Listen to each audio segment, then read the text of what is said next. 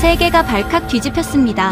한국의 2조 원 갑질을 휘두르던 미국이 하루 만에 고개를 숙였기 때문입니다. 호르무즈 봉쇄를 인질 삼아 한국의 석유를 비싸게 팔아 넘기려던 미국, 동맹국에게 폭리를 취하려는 모습에 세계는 경악했고 전 세계 전문가들은 한국은 결국 굴복할 것이라고 확신했죠.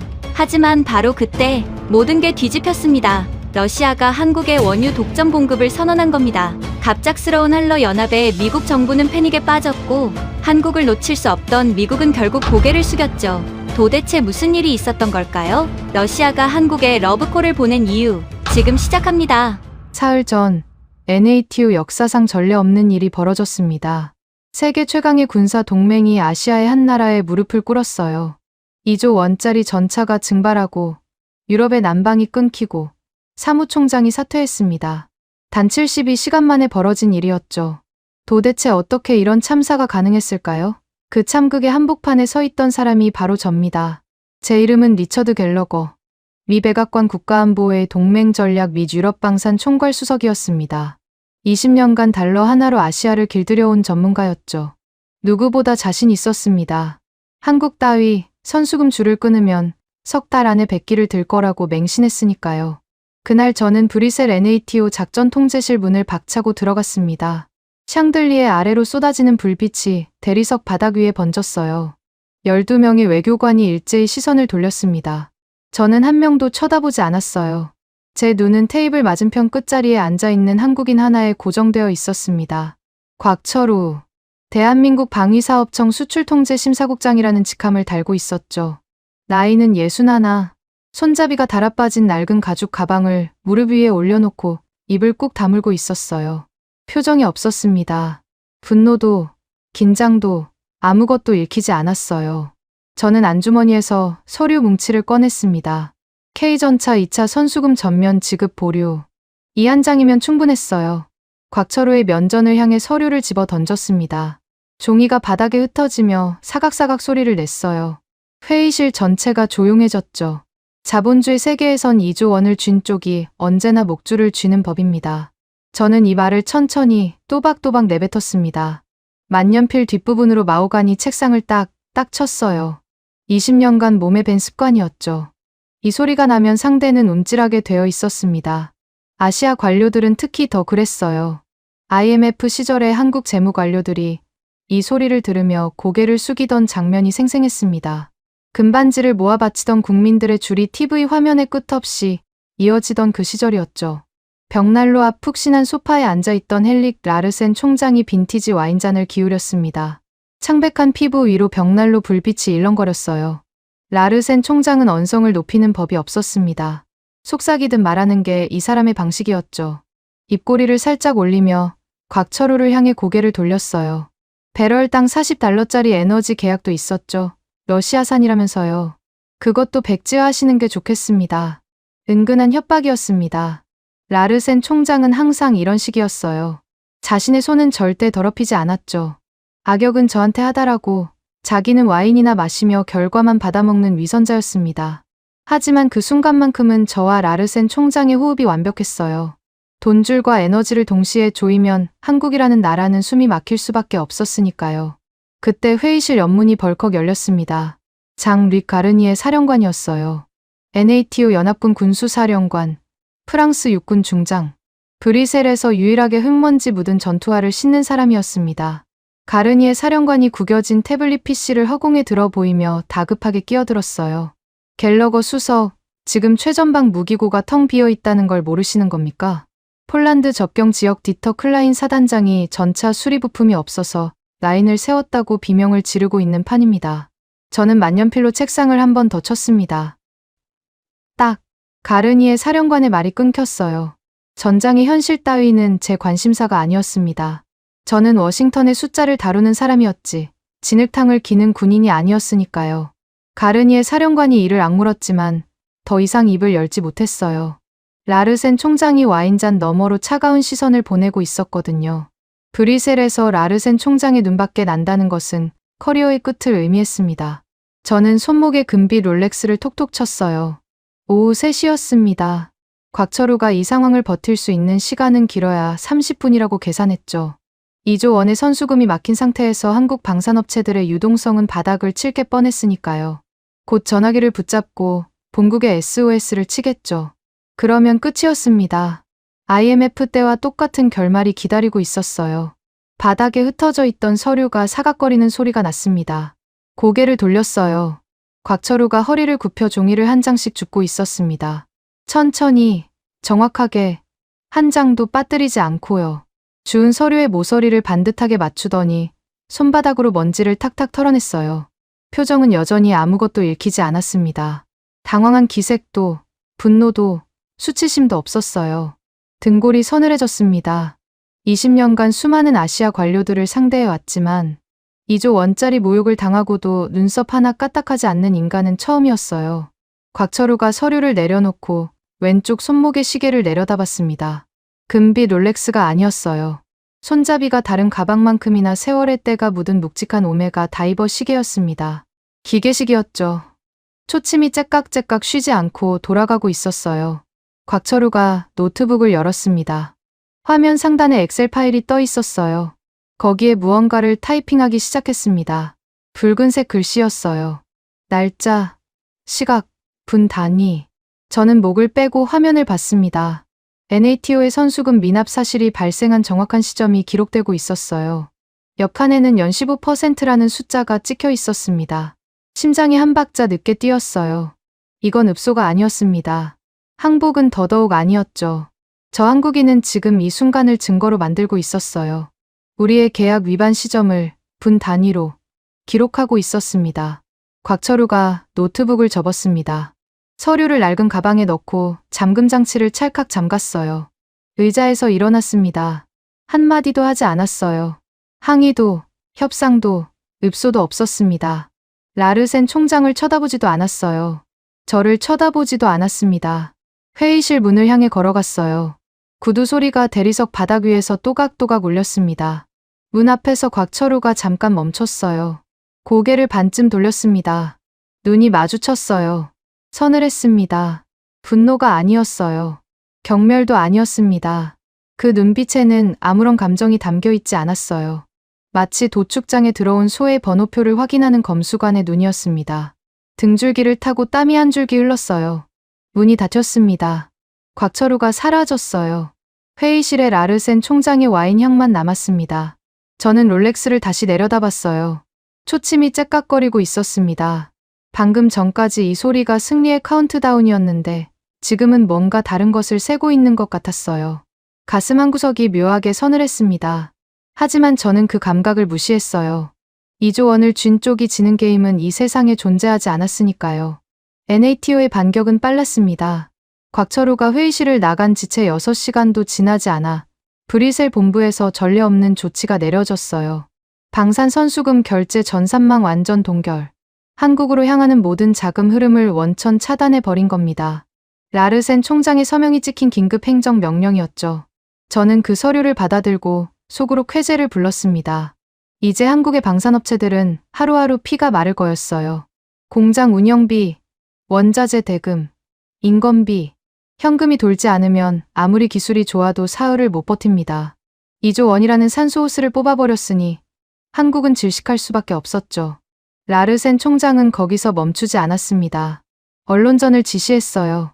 유럽 주요 통신사 3곳에 동시에 정보가 흘러갔습니다. 한국 방산, NATO 공급망에서 퇴출 임박. 로이터와 AFP가 거의 동시에 속보를 쳤어요. 파이낸셜 타임스 일면에 한국 전차 공장의 사진이 깔렸습니다. 제목 옆에 신뢰 상실이라는 단어가 붉은 글씨로 박혀 있었죠. 완벽했습니다. 금융 봉쇄에 여론 봉쇄까지.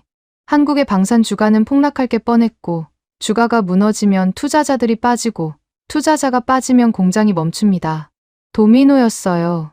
저는 이 구조를 20년간 써먹어 왔습니다. 그래서 골프를 치러 갔어요. 브뤼셀 외곽의 로열 워털로 골프 클럽이었습니다. 4월에 한파가 유럽을 덮치고 있었지만 실내 연습장은 따뜻했어요. 드라이버를 휘두르며 서울발 항복 전화를 기다렸습니다. 반나절이면 올 거라고 봤어요. 길어야 하루.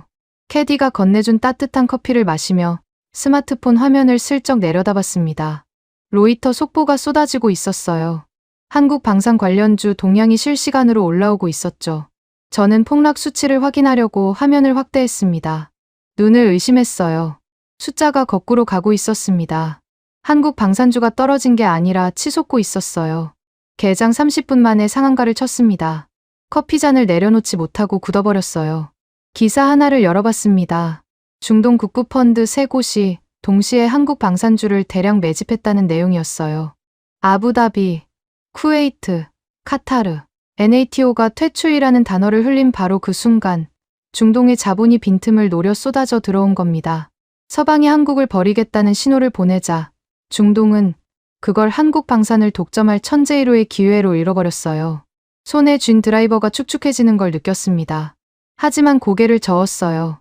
주가는 단기 반등일 뿐이라고, 실물 경제와 상관없는 투기 세력의 장난이라고 스스로를 설득했습니다. 창원에서는 다른 종류의 전쟁이 벌어지고 있었습니다. 곽철우가 방위사업청 벙커에 철문을 닫아 걸었어요. 벙커라는 표현이 과장이 아니었습니다. 지하 3층, 외부 통신이 차단된 보안 회의실이었죠. 곽철우가 실무진 전원을 소집했습니다. 전자칠판 화면에 단 2줄이 떠올랐어요.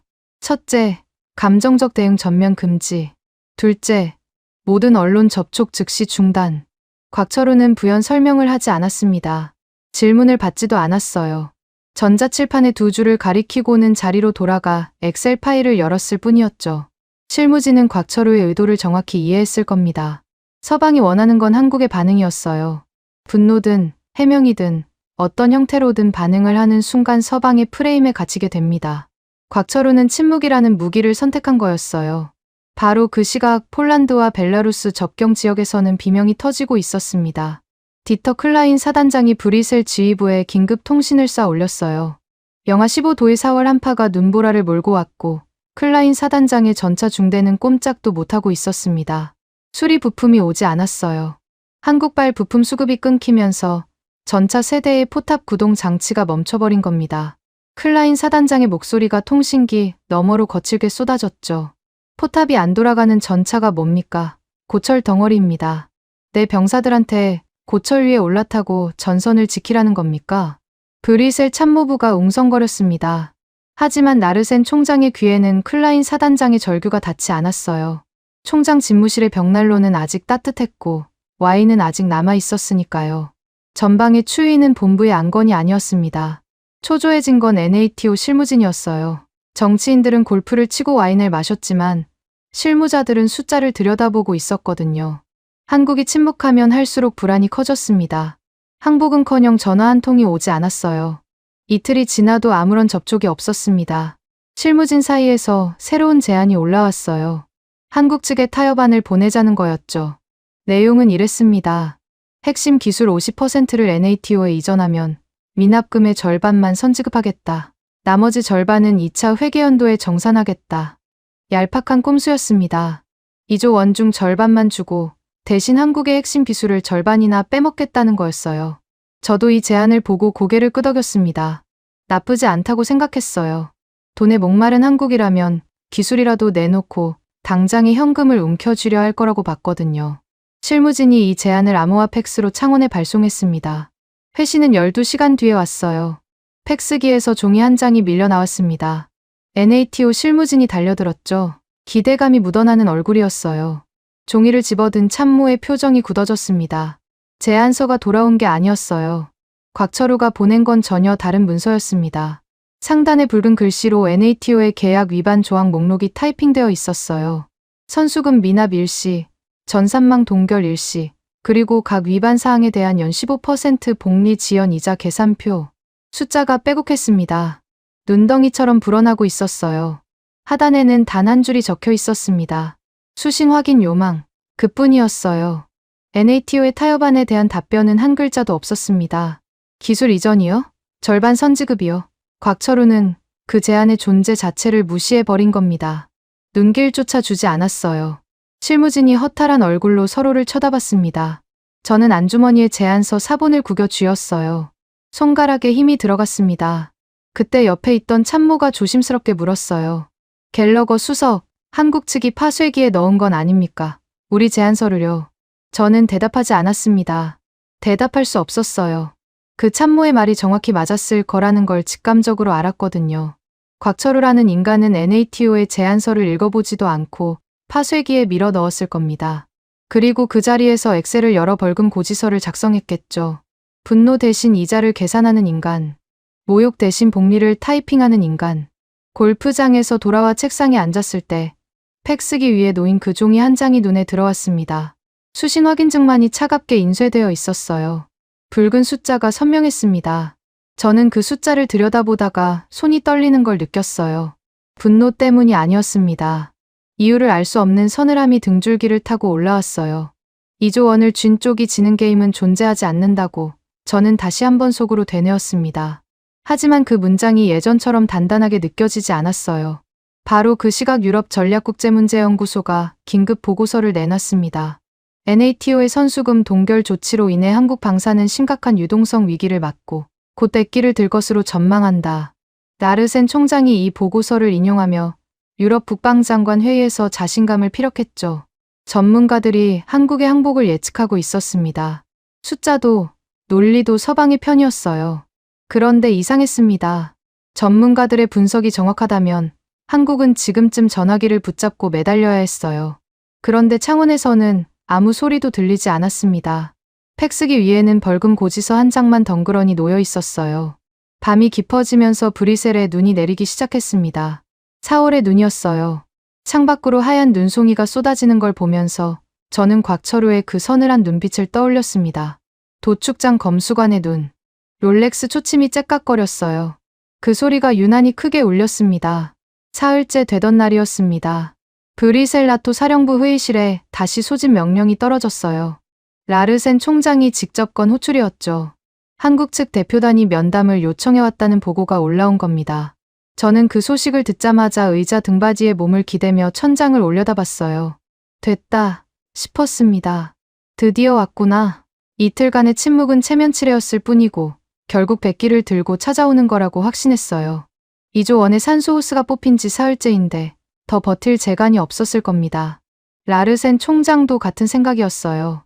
회의실로 들어오면서 실크 넥타이 매듭을 고쳐 매더니 평소보다 느긋한 걸음으로 마오가니 테이블 상석에 앉았습니다. 다리를 꼬고 손끝으로 테이블을 두드리며 회의실 문 쪽을 바라봤어요. 입꼬리가 살짝 올라가 있었죠. 승자의 여유였습니다. 가르니의 사령관은 벽에 등을 기대고 팔짱을 끼고 서 있었어요. 표정이 어두웠습니다. 태블릿 PC를 들여다보며 뭔가를 확인하고 있었는데 눈빛에 불안이 서려 있었어요.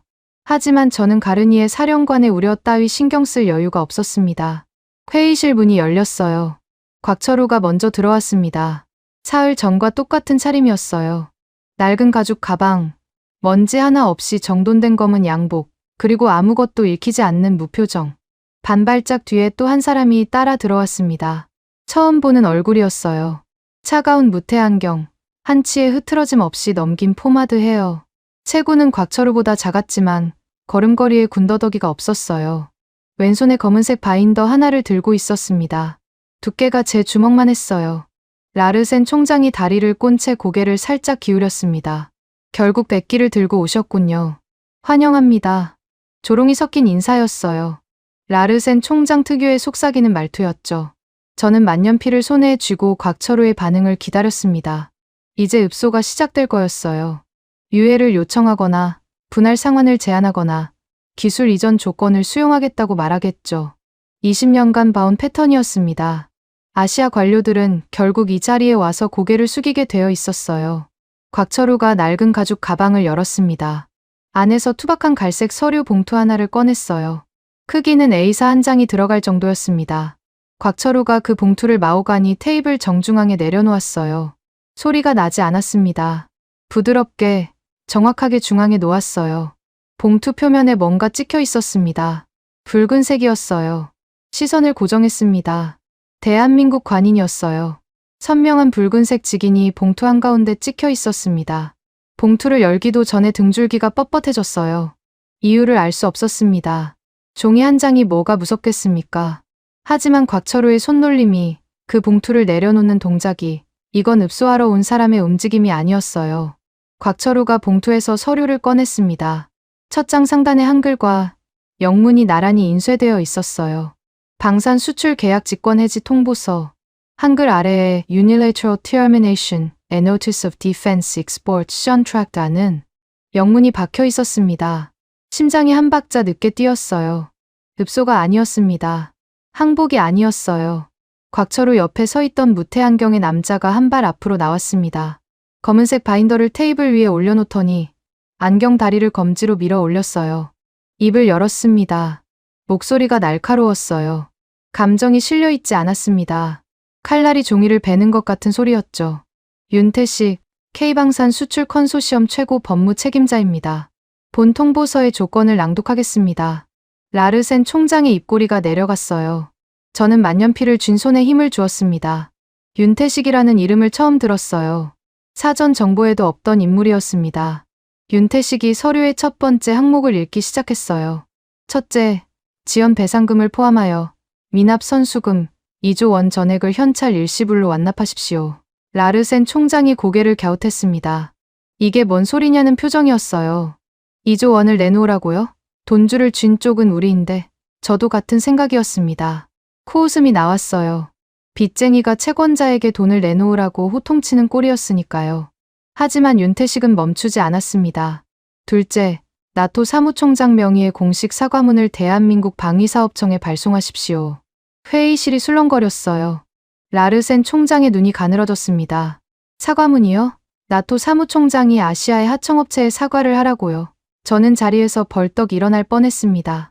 하지만 윤태식이 세 번째 항목을 읽는 속도가 너무 빨랐어요. 셋째, 대한민국의 안보, 정책 및 에너지, 외교에 대한 간섭을 영구적으로 포기하십시오. 라르센 총장의 손이 테이블 위에서 딱딱하게 굳었습니다. 와인잔이 없었으면 주먹을 쥐었을 거예요. 저는 더 이상 참을 수 없었습니다. 의자를 밀치고 일어났어요. 목소리가 터져 나왔습니다. 이건 체제에 대한 선전포고야. 서류를 낚아챘습니다. 양손으로 찢으려 했어요. 종이에 모서리를 움켜쥐는 순간 곽철우의 시선이 느껴졌습니다. 고개를 돌렸어요. 곽철우는 찢어지려는 서류를 쳐다보지도 않았습니다. 왼쪽 손목에 오메가 시계를 내려다보며 초침을 세고 있었어요. 톡, 톡. 검지로 시계 유리면을 두드렸습니다. 그 소리가 제 고함보다 크게 들렸어요. 착각이었을 겁니다. 하지만 그 순간 저는 서류를 쥔 손에서 힘이 빠지는 걸 느꼈어요. 곽철우가 입을 열었습니다. 브뤼셀에 온 뒤 처음이었어요. 목소리가 낮았습니다. 감정이 없었어요. 사형 선고문을 읽는 판사의 톤이었습니다. 4월 2일 자정. 지금 이 시간부로 당신들의 혓바닥이 아니라 이 도장이 남은 72시간을 통제합니다. 회의실의 공기가 얼어붙었어요. 라르센 총장이 다리를 풀었습니다. 자세가 흐트러졌어요. 가르니에 사령관이 벽에서 등을 떼고 한 발 앞으로 나왔습니다. 태블릿 PC를 내려다보는 손이 미세하게 떨리고 있었어요. 곽철우가 가방을 집어 들었습니다. 윤태식이 검은색 바인더를 테이블 위에 그대로 남겨둔 채 곽철우의 뒤를 따랐어요. 두 사람이 문을 향해 걸어갔습니다. 구두 소리가 대리석 위에서 울렸어요. 사흘 전과 같은 소리였습니다. 하지만 이번에는 그 소리의 무게가 달랐어요. 문이 닫혔습니다. 라르센 총장이 테이블 위에 남겨진 검은색 바인더를 내려다봤어요. 수천 페이지의 계약서가 빽빽하게 꽂혀 있었습니다. 붉은색 탭이 중간중간 튀어나와 있었어요. 저는 아직도 서류를 움켜쥔 채 서 있었습니다. 찢지 못했어요. 찢어야 했는데 손가락이 말을 듣지 않았습니다. 가르니의 사령관이 조용히 입을 열었어요. 저들은 읍소하러 온 게 아니었습니다. 처형장에 교수대를 세우러 온 겁니다. 라르센 총장이 가르니에를 노려봤어요. 하지만 반박하지 못했습니다. 벽난로에 불꽃이 일렁거렸어요. 아직은 따뜻했습니다. 아직은요? 하지만 곽철우가 말한 72시간이 끝나면 이 불꽃이 어떻게 될지 아무도 장담할 수 없었어요. 저는 롤렉스를 내려다봤습니다. 초침이 째깍거렸어요. 72시간. 3일. 곽철우의 오메가 시계와 제 롤렉스가 같은 시간을 세고 있었습니다. 하지만 그 시간이 가리키는 목적지는 완전히 달랐어요. 제 시계는 구원을 기다리고 있었고 곽철우의 시계는 처형을 카운트하고 있었습니다. 테이블 위에 놓인 붉은 지긴이 샹들리에 불빛 아래에서 젖은 핏자국처럼 번들거렸어요. 데드라인 48시간 전이었습니다. 라르센 총장이 비상회의를 소집했어요. 새벽 4시였죠. 브뤼셀 사령부 회의실에 나토 고위 참모진이 눈을 비비며 모여들었습니다. 라르센 총장의 얼굴에서 여유가 사라져 있었어요. 사흘 전까지 와인잔을 기울이던 손이 테이블 위에서 깍지를 끼고 있었습니다. 창밖으로 4월의 눈보라가 몰아치고 있었어요. 영하 15도. 기상 관측 이래 유럽의 4월 기온으로는 최저 기록이었습니다. 라르센 총장이 입을 열었어요. 속삭이는 말투는 여전했지만 목소리 끝이 미세하게 떨리고 있었습니다. 한국이 회계연도 마감을 핑계로 블러핑을 하는 겁니다. 4월 2일이 지나면 2분기 예산이 풀리고 자금이 돌기 시작합니다. 그때까지 버티면 됩니다. 참모진이 고개를 끄덕였어요. 저도 끄덕였습니다. 라르센 총장의 논리가 맞다고 생각했어요. 한국이 진짜로 2조 원짜리 계약을 날려버릴 리가 없었습니다. 장사꾼이 자기 물건을 바닥에 내던지는 법은 없으니까요. 블러핑이라면 우리가 꿋꿋이 버티는 게 정답이었어요. 하지만 불안을 완전히 지울 수는 없었습니다. 곽철호의 그 무표정이 자꾸 떠올랐어요. 블러핑을 치는 사람의 얼굴이 아니었습니다. 저는 다른 카드를 꺼내기로 했어요. 워싱턴의 힘을 직접 쓰는 거였죠. 백악관에서 한국 대통령실로 직통 전화를 넣으면 됐습니다. 대통령 대 대통령 라인이 가동되면 곽철호 따위는 순식간에 묻혀버릴 거였어요. 말단 관료가 아무리 배짱을 부려도 윗선이 꺾이면 끝이니까요. 전화를 걸었습니다. 백악관 안보 보좌관실을 통해 한국 대통령실 외교안보 라인에 접촉했어요. 신호음이 울렸습니다. 3번, 4번. 연결이 됐어요. 상대편 목소리가 들렸습니다. 한국어로 소속을 밝히는 짧은 멘트가 나왔어요. 통역관이 옆에서 귀에 대고 속삭였습니다. 방위사업청 수출통제심사국입니다. 심장이 철렁했어요. 대통령실이 아니었습니다. 방위사업청이라고요? 대통령실 직통 라인으로 전화를 걸었는데 왜 방위사업청으로 연결되는 겁니까? 다시 걸었습니다. 같은 결과였어요. 3번째, 4번째 모두 같은 곳으로 떨어졌습니다. 한국 대통령실이 이 건에 관한 모든 통신을 곽철호의 벙커 책상으로 자동 착신 전환해 버린 거였어요. 등골이 서늘해졌습니다. 이건 곽철호 혼자 버티는 게 아니었어요. 한국이라는 나라 전체가 곽철호의 등 뒤에 서 있었습니다. 대통령실이 정권을 넘긴 거였죠. 저는 수화기를 내려놓으며 이를 악물었어요. 다른 루트를 찾아야 했습니다. 곽철호를 우회해서 한국의 약한 고리를 찾아야 했어요. 데드라인 36시간 전. 저는 윤태식에게 직접 전화를 걸었습니다. 자존심을 구겨 넣어야 했어요. 이건 협상이 아니라 전술적 후퇴였습니다. 목소리를 최대한 부드럽게 가다듬었어요. 윤 법무 책임자, 솔직하게 말하겠습니다. 전산망 정상화에 시간이 필요합니다. 회계연도 전환기라 송금 시스템이 지연되고 있어요. 3개월만 유예해 주시면 전액 정산하겠습니다. 전화기 너머에서 잠깐 침묵이 흘렀습니다. 윤태식의 목소리가 돌아왔어요. 감정이 실려있지 않았습니다. 칼날이 종이를 스치는 것 같은 톤이었죠. 외교적 논의는 국무부로 가십시오. 여기는 계약만 봅니다. 탁! 서류 모서리로 뭔가를 치는 소리가 들렸어요. 그리고 전화가 끊겼습니다. 발신음이 귀를 때렸어요. 저는 수화기를 든 채 30초쯤 굳어 있었습니다. 3개월 유예. 합리적인 제안이었어요. 아무리 봐도 한국의 손해가 아닌 제안이었습니다. 그런데 대꾸조차 하지 않았어요. 계약만 본다고요? 2조 원을 떼일 수도 있는 마당에 3개월의 시간도 안 준다는 겁니까? 데드라인 24시간 전. 회의실 분위기가 살벌하게 변했습니다. 가르니에 사령관이 폭발했어요. 태블릿 PC에 띄워놓은 무기고 재고표를 허공에 내던졌습니다. 얇은 기기가 공중에서 빙글 돌다가 대리석 바닥에 부딪혀 쩍 갈라졌어요. 저들은 진짜로 끊겠다는 겁니다. 블러핑이 아니에요. 최전방 재고가 3일치밖에 안 남았습니다. 포탄도, 수리 키트도, 궤도 링크도 바닥이에요. 라르센 총장이 가르니에 사령관을 노려봤습니다. 하지만 이번에는 가르니에 사령관이 물러서지 않았어요. 바닥에 깨진 태블릿을 가리키며 목소리를 더 높였죠. 숫자를 보십시오. 숫자를요. 저 숫자 앞에서 와인잔 기울이며 체면 노름하실 겁니까? 그때 화상회의 스크린이 켜졌습니다.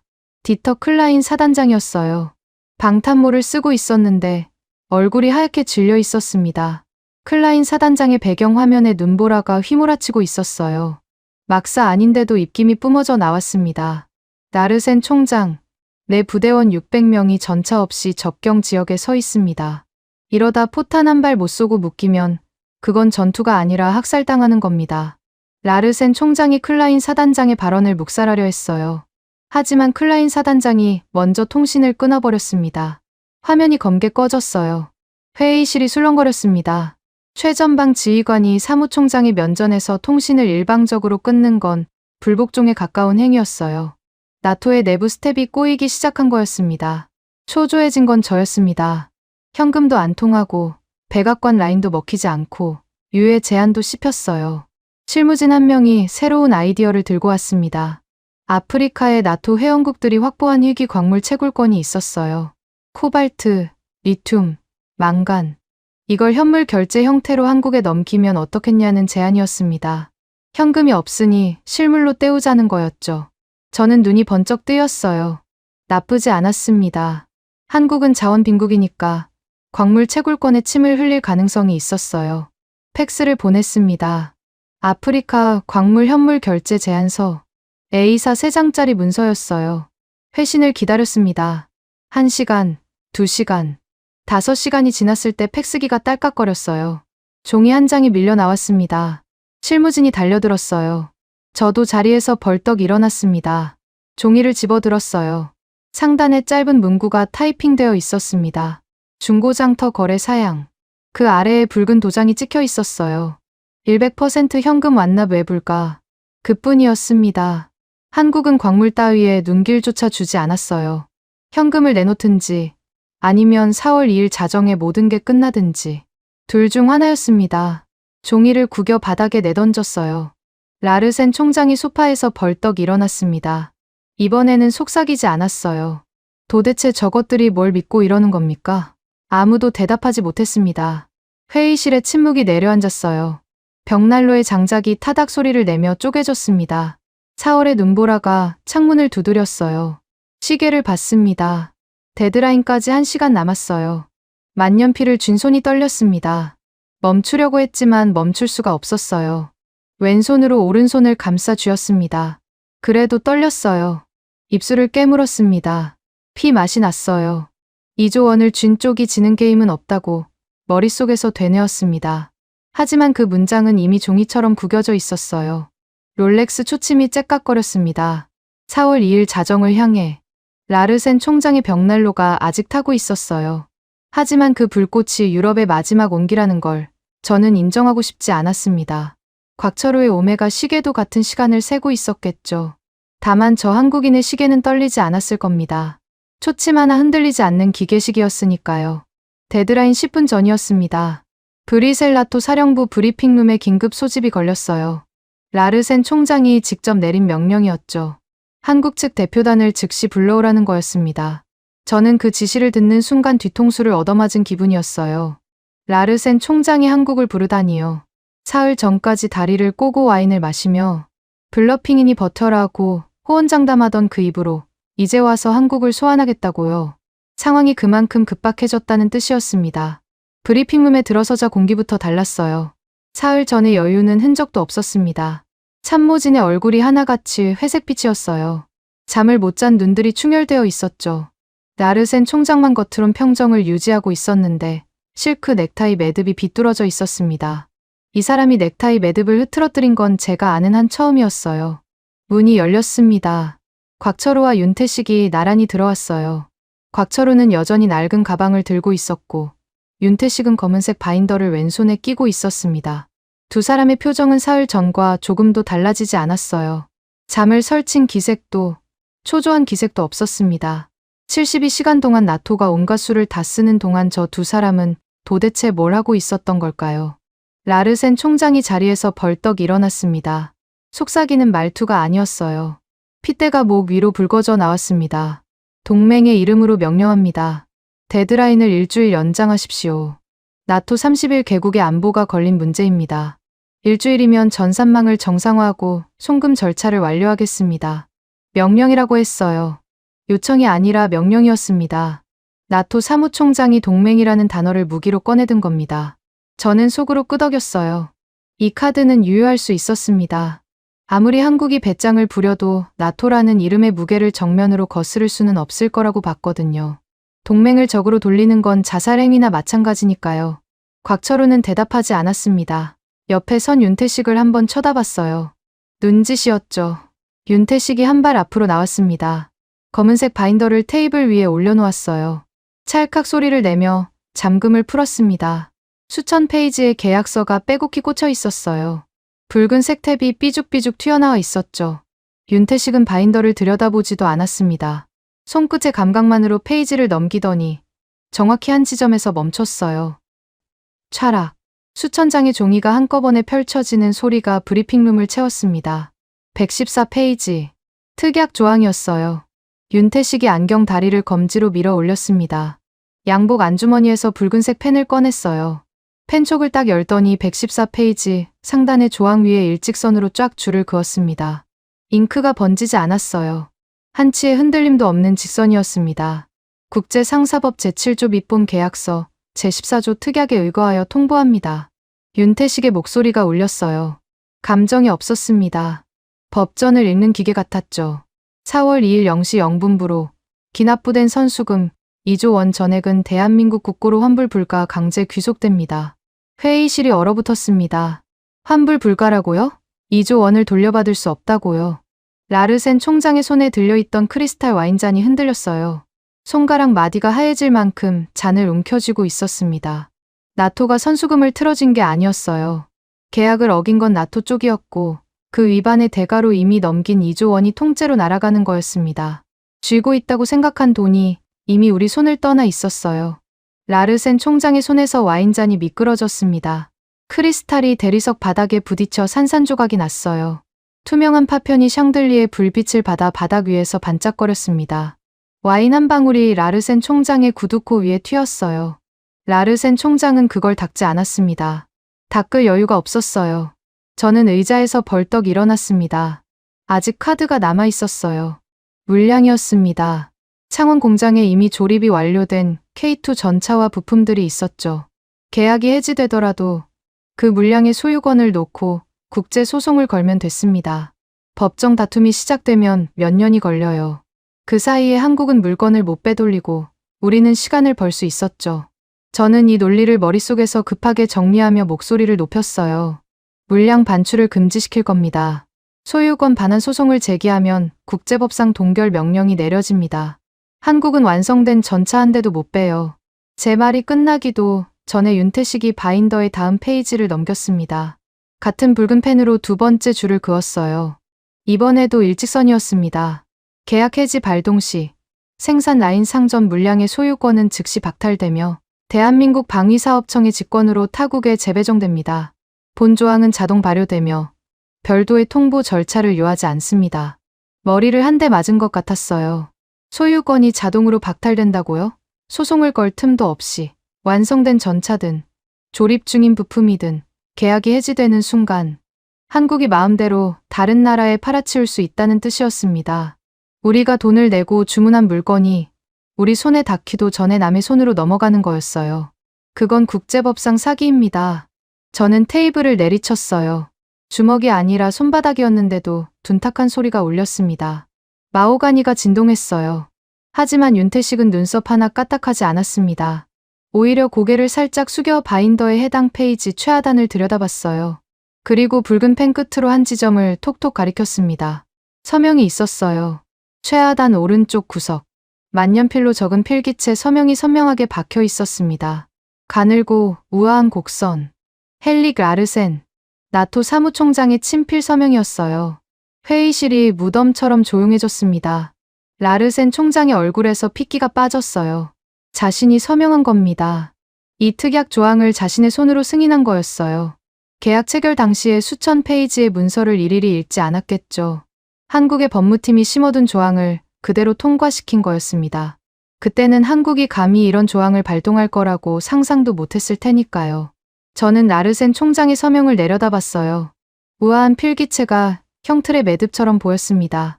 우리가 직접 목에 밧줄을 건 거였어요. 한국이 건 게 아니었습니다. 윤태식이 바인더를 닫았습니다. 찰칵. 잠금 소리가 사형 선고의 마침표 같았어요. 곽철우가 자리에서 일어났습니다. 낡은 가방을 집어들었어요. 입을 열었습니다. 나지막한 목소리였죠. 제네바 국제상사중재재판소 수석위원이 오늘 오후 성명을 발표합니다. 본 특약은 국제상법상 완벽하며 어떠한 법적 이의도 수용되지 않을 것이라는 내용입니다.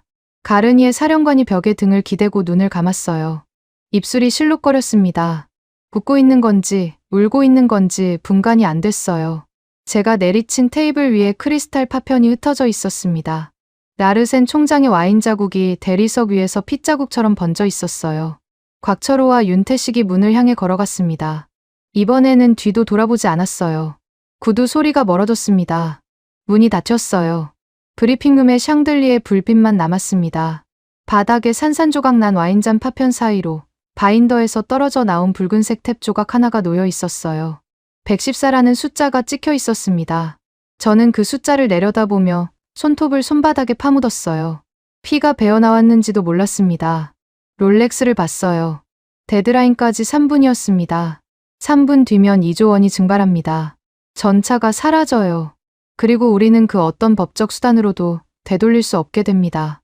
라르센 총장이 자기 손으로 서명했으니까요. 세상에서 가장 완벽한 덫이었습니다. 먹잇감이 직접 만들고 직접 발을 들여놓은 덫이었어요. 곽철우가 손목을 들어 올렸습니다.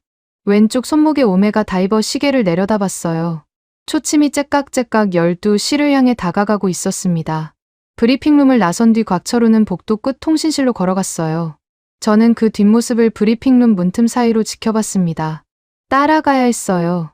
하지만 다리가 움직이지 않았습니다. 만년필을 쥔 손이 축축했어요. 복도의 형광등 불빛 아래에서 곽철우의 낡은 가방이 조용히 흔들렸습니다. 시계의 초침이 12시 정각을 찍었어요. 4월 2일 자정. 72시간의 데드라인이 끝나는 순간이었습니다. 곽철우가 통신실 수화기를 들었어요. 번호를 누르는 소리가 복도까지 들렸습니다. 짧은 신호음 뒤에 연결이 됐어요. 곽철우의 목소리가 울렸습니다. 단 한마디였어요. 수출 통제 절차, 즉시 발동. 그뿐이었습니다.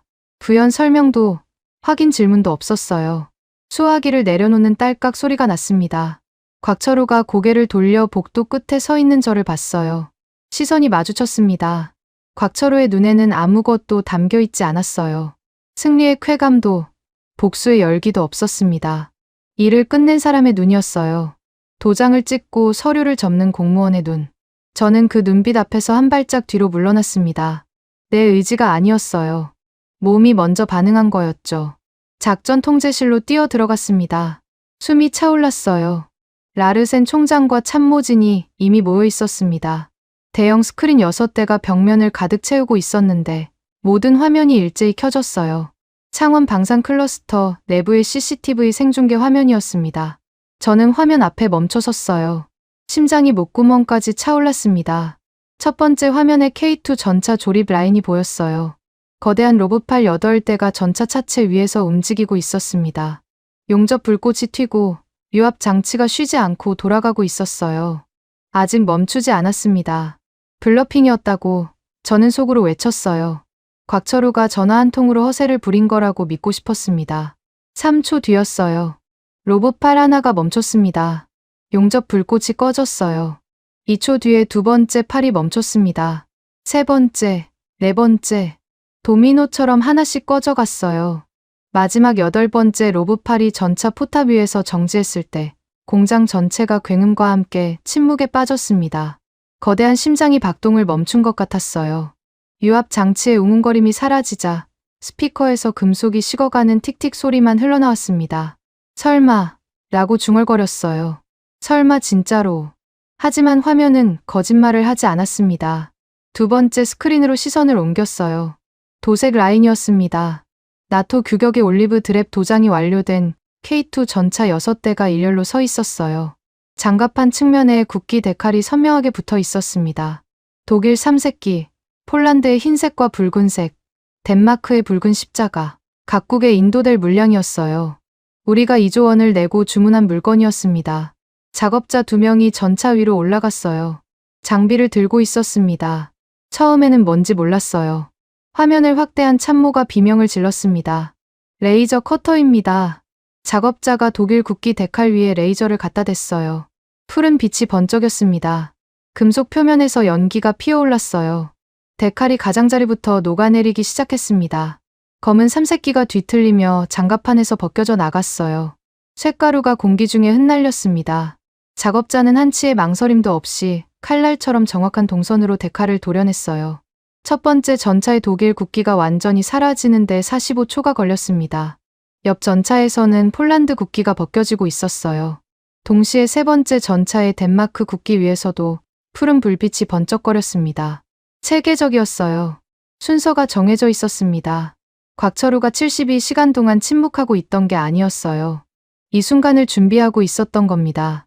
공장 중단부터 데칼 제거까지 모든 절차가 사전에 설계되어 있었어요. 분 단위가 아니라 초 단위로. 작전 통제실이 아수라장이 됐습니다. 나토 모니터링 요원 3명이 동시에 의자에서 벌떡 일어났어요. 한 명이 머리카락을 쥐어뜯으며 주저앉았습니다.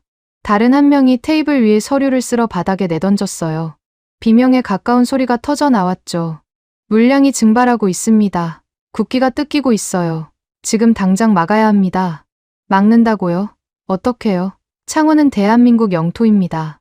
나토 군대가 들어갈 수 없어요. 외교적 항의라고요? 곽철우가 그딴 것에 반응하는 인간입니까? 저는 두 손으로 테이블 모서리를 움켜쥐고 스크린을 노려봤어요. 할 수 있는 게 아무것도 없었습니다.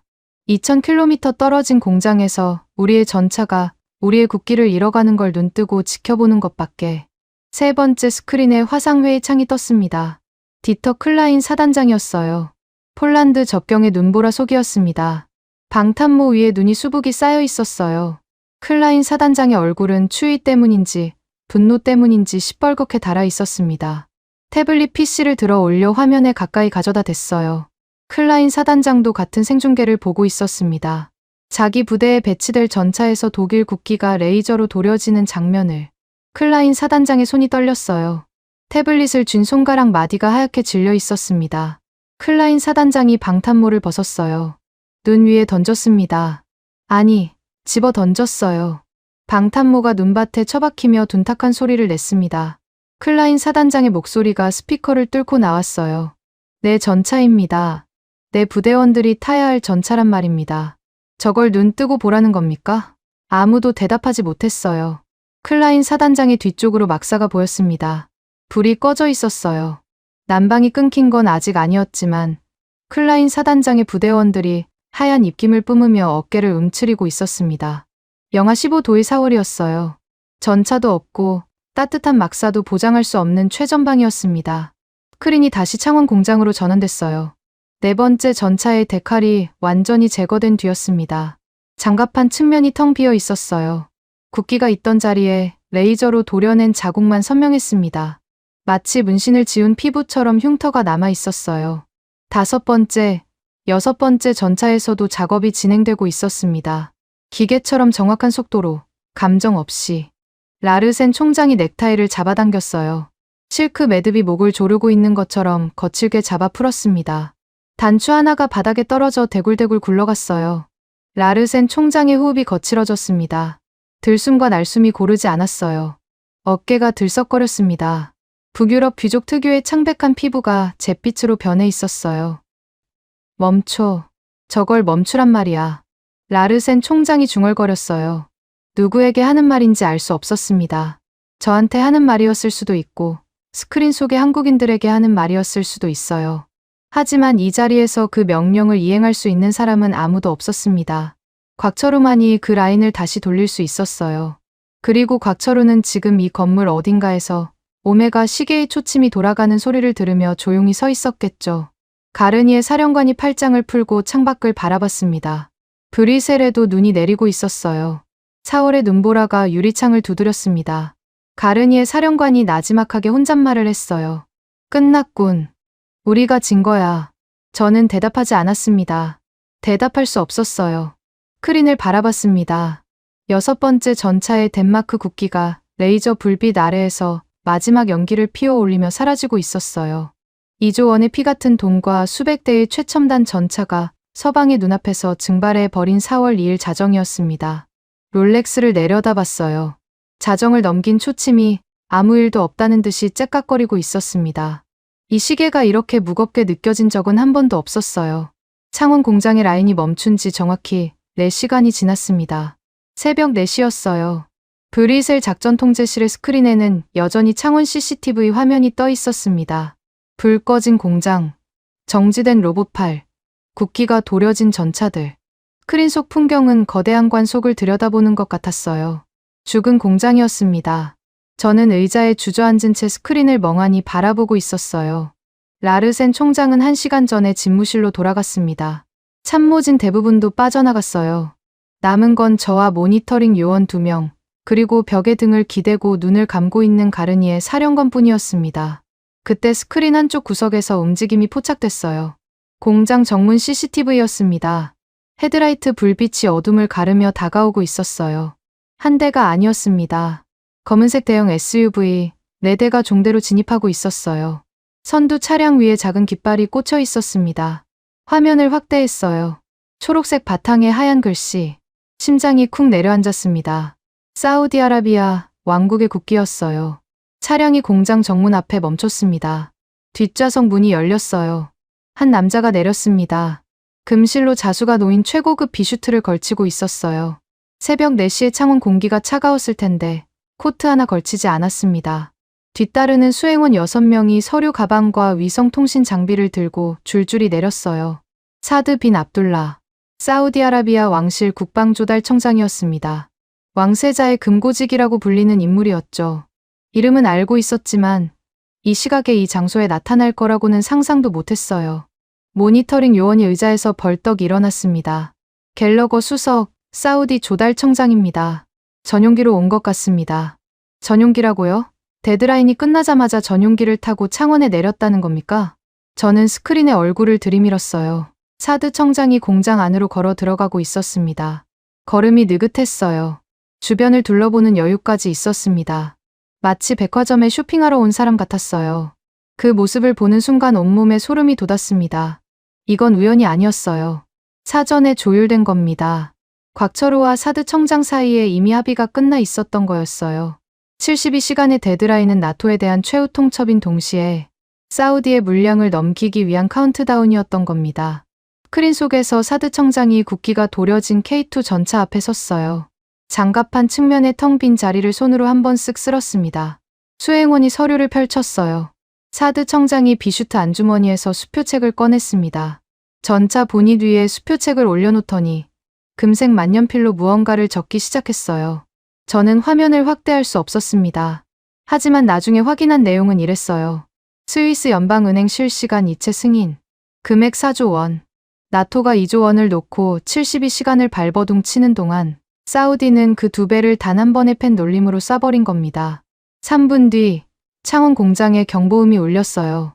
스크린 속에서 천장의 경광등이 빙글빙글 돌기 시작했습니다. 그리고 로봇팔이 움직였어요.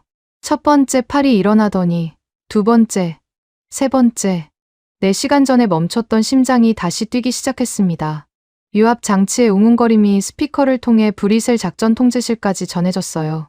공장이 살아난 겁니다. 그런데 라인 위에 올라온 건 나토 규격의 올리브 드랩 도장이 아니었어요. 초록색 페인트가 분사되고 있었습니다.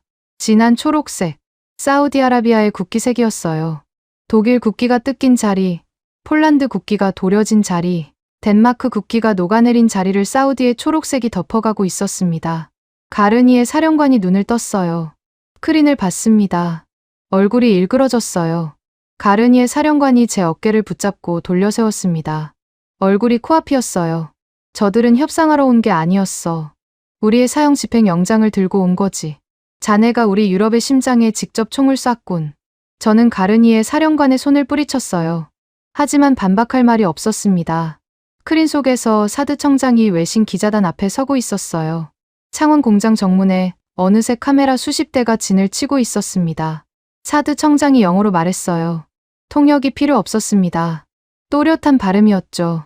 유럽의 거렁뱅이들이 걷어찬 세계 최고의 방패를 사우디 왕국이 전량 접수합니다. 거렁뱅이. 그 단어가 스피커를 통해 작전 통제실에 울려 퍼졌어요. 나토 31개국의 군사 동맹을 거렁뱅이라고 불렀습니다. 2조 원도 내지 못해 발버둥 치던 서방을 향한 조롱이었어요. 그 순간 다른 스크린이 켜졌습니다. 모스크바 발신이었어요. 가즈프롬 본사 긴급 기자회견 생중계 화면이었습니다. 단상 위에 덩치가 산만한 남자가 서 있었어요. 드미트리 최, 가즈프롬 극동에너지 네트워크 부사장이었습니다.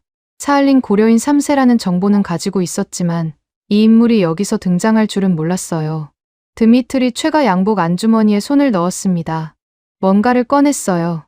작은 종이 조각이었습니다. 다 바래진 색깔, 구겨진 모서리, 한글이 인쇄되어 있었어요. 화면이 확대됐습니다. 라면 포장지였어요.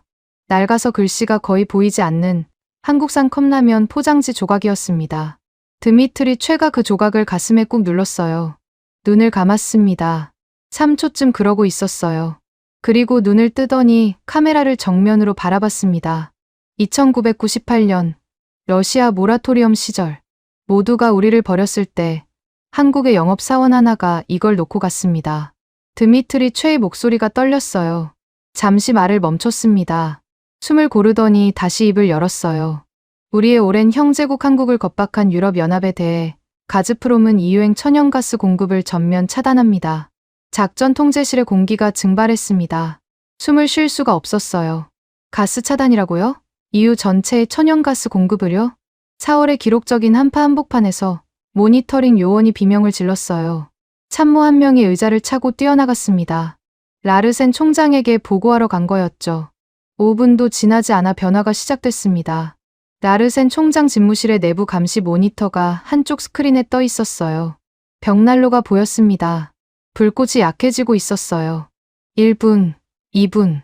불꽃이 점점 작아졌습니다. 가스 공급이 끊긴 거였어요. 장작 위에서 마지막 불씨가 파르르 떨더니 사라졌습니다. 연기만 가늘게 피어올랐어요. 라르센 총장의 벽난로가 꺼졌습니다. 디터 클라인 사단장의 화상회의 창이 다시 열렸어요. 클라인 사단장이 막사 안에 서 있었습니다. 하얀 입김이 쉴 새 없이 뿜어져 나왔어요. 라디에이터에 손을 대고 있었는데 손을 뗐습니다. 차가워진 거였어요. 클라인 사단장의 얼굴이 돌처럼 굳었습니다. 블룸버그 속보가 터졌어요. 작전 통제실 모니터 하단의 붉은 글씨로 속보 자막이 흘러갔습니다. 나토의 오만이 부른 대참사, K방산 물량 사우디 전량 인수, 러시아 EU 가스 공급 전면 차단. 블룸버그 기자 엠마 톰슨의 이름이 기사 상단에 박혀 있었어요. 전 세계 금융시장이 흔들리기 시작했습니다. 유럽 증시가 급락하고 있었어요. 에너지 선물 가격이 치솟았습니다. 사우디 왕실 국방조달청의 공식 성명이 뒤이어 릴리즈됐어요. 나토가 포기한 K방산 물량 전량에 대해 현찰 100% 결제를 완료했으며 즉시 선적을 개시한다. 성명서의 마지막 문장이 제 눈에 꽂혔습니다. 사우디 왕국은 최고의 무기에 최고의 값을 치른다. 이것이 우리의 방식이다. 스마트폰이 진동했어요. 주머니에서 꺼냈습니다. 발신자를 확인했어요. 워싱턴이었습니다. 백악관 비서실장 직통이었어요. 문자 메시지였습니다. 손가락이 떨려서 화면을 3번이나 잘못 눌렀어요. 메시지를 열었습니다. 직무 해임. 즉시 귀국하라. 5글자의 한국어가 아니라 영어였지만 무게는 같았어요. 아니, 더 무거웠습니다. 20년이었어요. 20년간 쌓아올린 커리어가 문자 한 통으로 끝난 겁니다. 스마트폰을 쥔 손에서 힘이 빠졌어요. 기기가 바닥에 떨어졌습니다. 화면이 위를 향한 채 스크린에 불빛을 반사했어요. 무기도, 돈도, 난방도, 오만한 서방이 되돌려 받을 수 있는 것은 이제 아무것도 남지 않았습니다. 작전 통제실 바닥에 떨어진 스마트폰을 주울 힘이 없었습니다. 해임 통보 문자의 불빛이 천장의 샹들리에와 겹쳐 흐릿하게 번졌어요. 저는 의자의 등을 기댄 채 눈을 감았습니다. 20년이라는 시간이 머릿속에서 빠르게 감겨 돌아갔어요. 조지타운대 졸업식 날의 부푼 가슴, 국가안보회의에 처음 발을 디딘 날의 긴장감, SWIFT 통제망 하나로 아시아 국가들의 외교관이 고개를 숙이던 순간들, 전부 끝났습니다. 문자 한 통으로요. 눈을 떴어요. 시계를 봤습니다. 새벽 5시.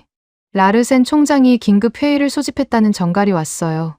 마지막 회의가 될 거라는 걸 직감했습니다. 다리가 천근만근이었지만 몸을 일으켰어요. 복도를 걸었습니다. 형광등 불빛이 유난히 차갑게 느껴졌어요.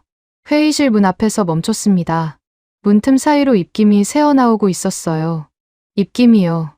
브리셀 나토 사령부 회의실 안에서 입김이 보인다는 건 난방이 완전히 끊겼다는 뜻이었습니다. 드미트리 최가 밸브를 내린 지 5시간도 되지 않아 건물 전체가 식어버린 거였어요. 문을 열고 들어갔습니다. 숨이 턱 막혔어요. 추위 때문이 아니었습니다. 회의실의 풍경이 사흘 전과 완전히 달라져 있었어요. 대리석 바닥 위에 깨진 크리스탈 와인잔 파편이 아직 치워지지 않은 채 널려 있었습니다. 서류가 사방에 흩어져 있었어요. 샹들리에는 켜져 있었지만 불빛이 차가웠습니다. 난방이 끊기니까 빛마저 온기를 잃은 것 같았어요. 서방 외교관 7명이 테이블 주위에 앉아 있었습니다. 전부 코트를 입고 있었어요. 이 건물에서 코트를 입은 사람을 본 적이 없었습니다. 브리셀 나토 사령부는 1년 내내 섭씨 22도가 유지되는 곳이었거든요. 그런데 지금은 입김이 뿜어져 나오고 있었어요. 어깨를 움츠리고 사시나무 떨듯 떨고 있는 인간들. 사흘 전까지 아시아의 하청업체를 길들이겠다며 가슴을 펴던 사람들이었습니다. 라르센 총장이 상석에 앉아 있었어요. 코트 위에 머플러까지 두르고 있었습니다. 실크 넥타이는 아까 풀어 헤친 뒤 다시 매지 않았어요. 셔츠 첫 번째 단추가 뜯겨나가 있었습니다. 북유럽 귀족의 우아함이라곤 한 조각도 남아있지 않았어요. 라르센 총장의 눈이 저를 향했습니다. 충혈된 눈이었어요. 그 눈빛에 분노가 끓어오르고 있었습니다. 하지만 그 분노의 방향이 이상했어요. 한국을 향한 게 아니었습니다. 라르센 총장이 자리에서 벌떡 일어났어요. 의자가 뒤로 밀려나며 대리석 바닥에 날카로운 소리를 냈습니다. 테이블 위에 놓여있던 깨진 와인잔 조각을 집어들었어요. 저를 향해 던졌습니다. 유리 파편이 제 왼쪽 어깨를 스치고 벽에 부딪혀 산산조각이 났어요. 저는 고개를 숙여 피했습니다. 심장이 벌렁거렸어요. 라르센 총장이 테이블을 돌아 제 앞으로 걸어왔습니다. 3걸음, 2걸음. 코앞에 섰어요. 라르센 총장의 손이 제 셔츠 칼라를 움켜쥐었습니다. 잡아당겼어요. 톰 포드 정장의 첫 번째 단추가 뜯겨 나갔습니다. 라르센 총장의 입에서 거친 숨결이 뿜어져 나왔어요. 속삭이는 말투가 아니었습니다. 고함이었어요. 이 참사는 내 놈의 야만적인 오판 때문이야. 내 놈이 한국을 건드리지만 않았어도 이 지경까지 오지 않았다. 멱살이 비틀렸어요. 숨이 막혔습니다. 저는 라르센 총장의 손목을 잡았어요. 떼어내려고 했지만 힘이 빠져 있었습니다. 총장님이 에너지 계약까지 건드리라고 지시하지 않으셨습니까? 벽난로 앞에서 와인 드시면서 고개 끄덕이셨잖습니까? 라르센 총장이 손을 놓았어요. 뒤로 물러서며 테이블 모서리에 엉덩이를 기댔습니다. 입술이 파르르 떨렸어요. 아무 말도 하지 못했습니다. 서방 외교관들이 고개를 돌려 다른 데를 봤어요. 추악한 책임 떠넘기기였습니다. 사흘 전까지 한 팀이었던 인간들이 침몰하는 배 위에서 서로의 멱살을 쥐고 남 탓을 하는 꼴이었어요. 화상회의 스크린이 켜졌습니다. 디터 클라인 사단장이었어요. 클라인 사단장의 배경 화면에 눈보라가 몰아치고 있었습니다. 막사 내부인데도 벽에 성에가 끼어 있었어요. 클라인 사단장의 얼굴이 시퍼렇게 질려 있었습니다. 입술이 갈라져 피가 맺혀 있었어요. 영하 15도의 최전방에서 난방까지 끊긴 겁니다. 클라인 사단장이 마이크를 잡았어요. 손이 떨려서 마이크가 덜컹거렸습니다. 목소리가 터져 나왔어요. 절규였습니다. 내 놈들의 그 빌어먹을 얄팍한 자존심 때문에 내 병사들은 무기도 없이 이 4월의 얼음 구덩이에서 개죽음을 당하게 생겼다. 회의실이 쥐죽은 듯 조용해졌어요. 클라인 사단장의 숨소리만 스피커를 통해 울렸습니다. 거칠고 불규칙한 호흡이었어요. 눈물이 아니었습니다. 분노가 눈물보다 먼저 터진 거였죠. 라르센 총장이 고개를 떨구었어요. 대답하지 못했습니다. 저도 대답할 수 없었어요. 가르니에 사령관이 창밖을 바라보며 입을 열었습니다. 4월의 눈보라가 유리창을 두드리고 있었어요. 가르니에 사령관의 목소리는 낮았습니다. 분노가 아니라 체념이 묻어나는 톤이었어요. 한국인들은 룰을 깨는 순간 피도 눈물도 없는 악마가 된다고 내가 분명히 경고했었지. 다국적 연합 훈련에서 직접 겪어봤으니까. 하지만 자네들은 와인이나 마시면서 콧방귀를 뀌었잖아. 가르니에 사령관이 고개를 돌려 라르센 총장을 봤습니다. 그리고 저를 봤어요. 냉소가 입꼬리에 걸려 있었습니다. 조롱이었어요. 하지만 그 조롱 뒤에 비통함이 깔려 있었습니다. 가르니에 사령관은 처음부터 알고 있었어요. 이 갑질이 나토의 목을 칠 자살 행위라는 걸. 하지만 아무도 듣지 않았죠. 30분 뒤 라르센 총장이 사퇴 성명을 발표했습니다. 나토 이사회의 압박이었어요. 27개 유럽 회원국 국방장관들이 동시에 사퇴를 요구하는 서한을 보냈거든요. 라르센 총장이 성명서를 읽는 동안 목소리가 3번 끊겼습니다.